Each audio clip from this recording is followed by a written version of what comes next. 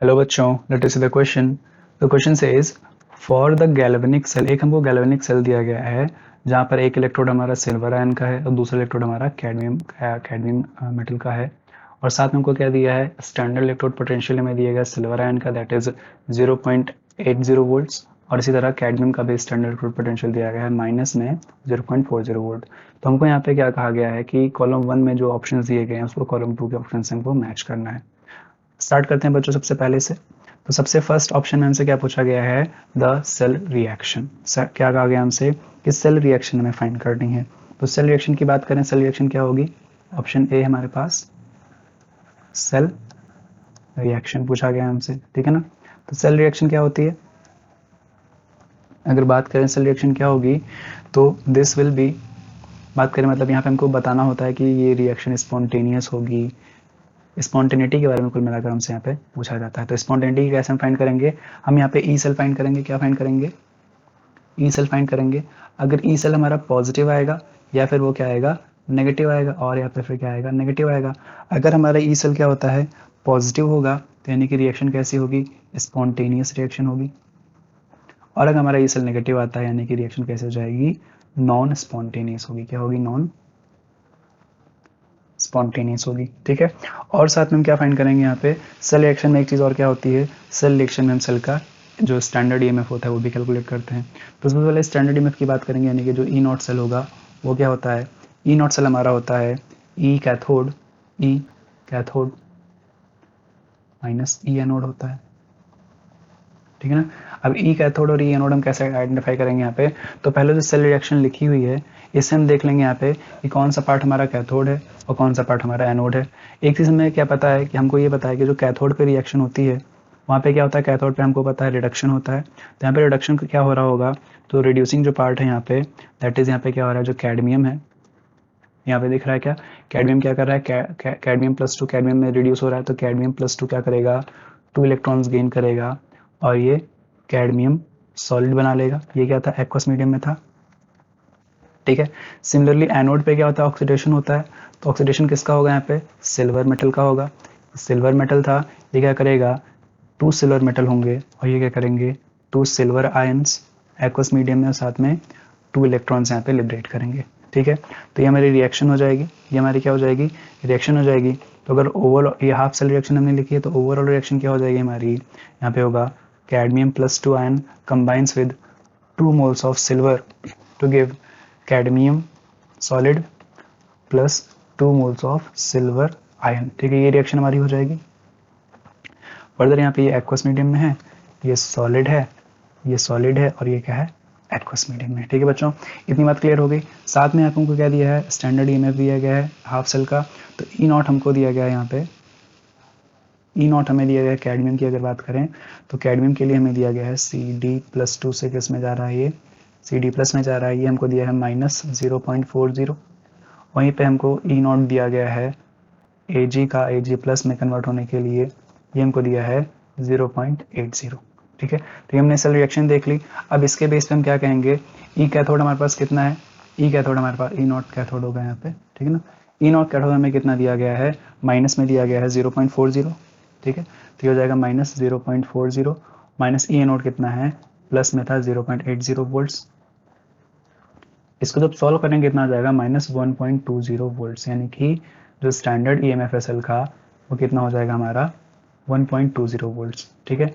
यानी कि पहला तो हमारा जो सेल रिएक्शन है उसका जो स्टैंडर्ड ईएमएफ होगा 1.0 वोल्ट्स 1.20 वोल्ट्स हो जाएगा।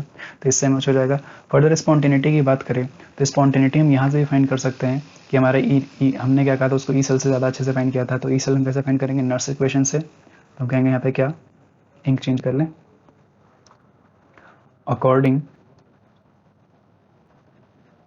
To the Nernst equation.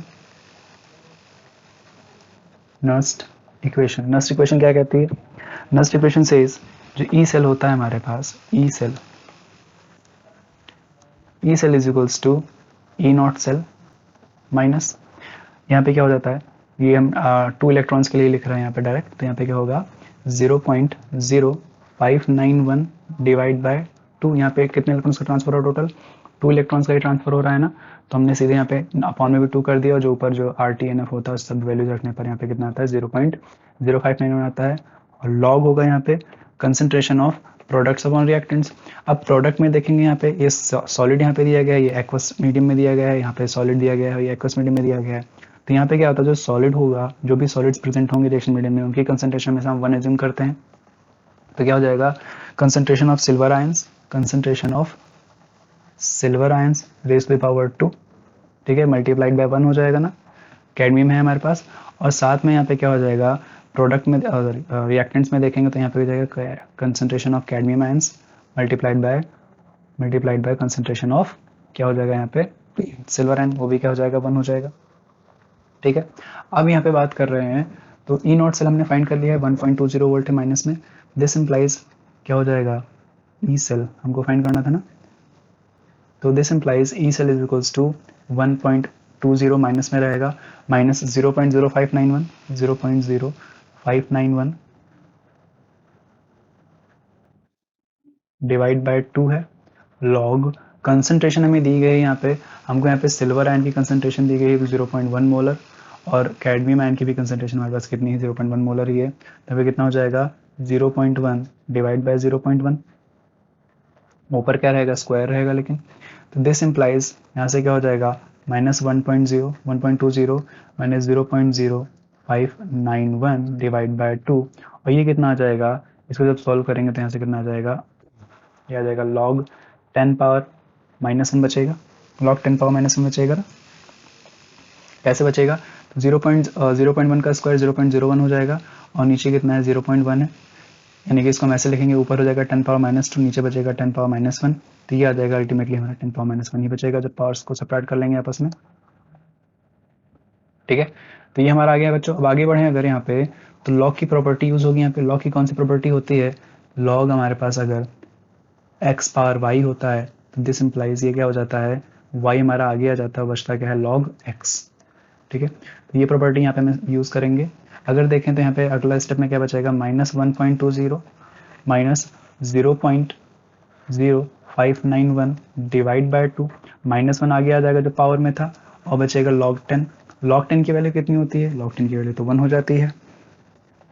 तो फाइनली यहाँ से क्या आ जाएगा, ये हो जाएगा -1.20 और माइनस माइनस आके क्या हो जाएगा प्लस हो जाएगा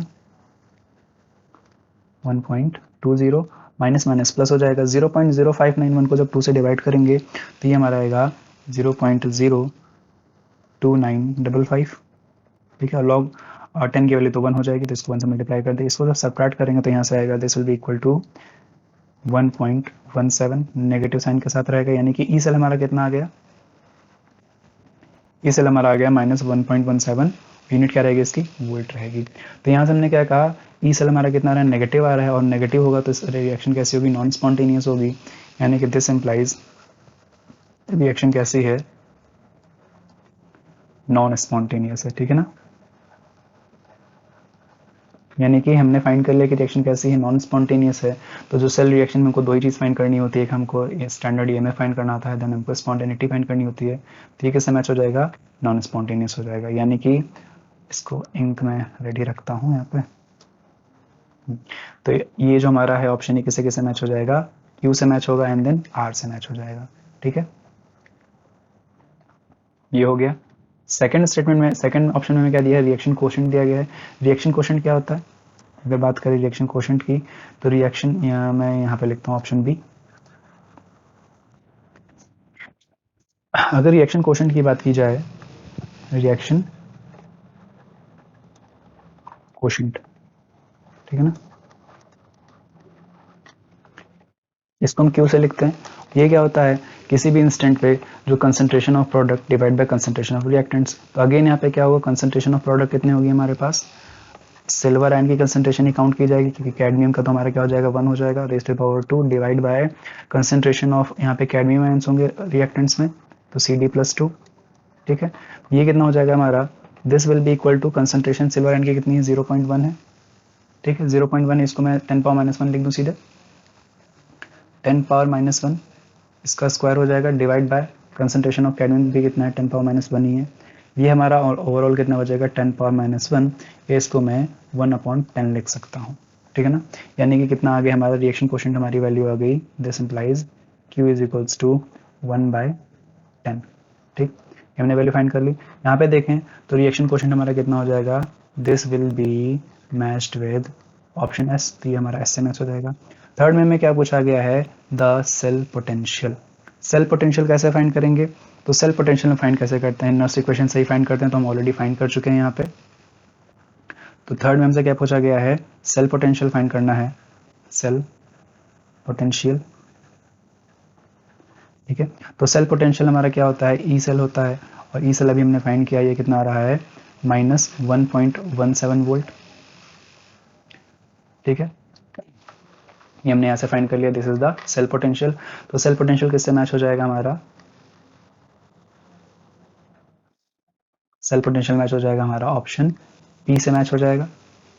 ठीक, फिर अगर फर्दर बात करते हैं यहाँ पे, फर्दर अगर बात करें यहाँ पे क्या हम ये हो गया सी। देन अगर जो है यहाँ पे देखते हैं हम, लास्ट हमारा क्या आता है, the standard cell potential. Standard cell potential कैसे फाइंड करेंगे,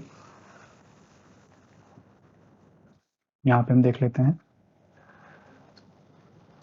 स्टैंडर्ड सेल पोटेंशियल पूछा गया है, ऑप्शन डी में क्या पूछा गया है, स्टैंडर्ड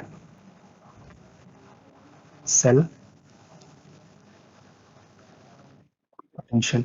तो स्टैंडर्ड सेल पोटेंशियल कैसे फाइंड करेंगे, जो हमारा ई नॉट सेल होता है, E nought cell.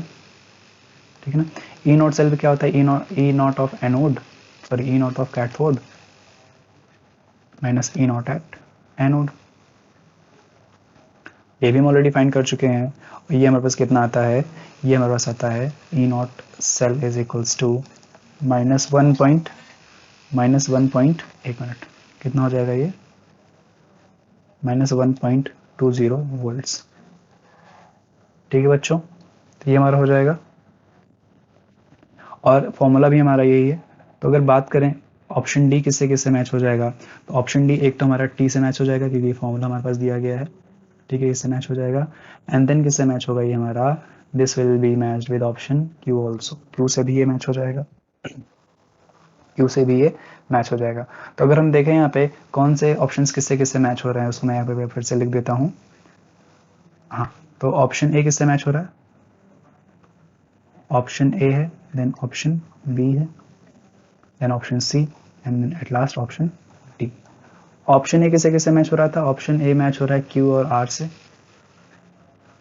Option B किससे मैच हो रहा है, एस से मैच हो रहा है option B. Option D, sorry option C किससे मैच हो रहा है, ऑप्शन सी ऑप्शन पी से मैच हो रहा है, एंड ऑप्शन डी किससे मैच हो रहा है, ऑप्शन डी जो है टी और क्यू से मैच हो रहा है, यानी कि क्यू एंड टी। ठीक है बच्चों, तो हमारा करेक्ट मैच हो जाएगा। I hope you understood, best of luck.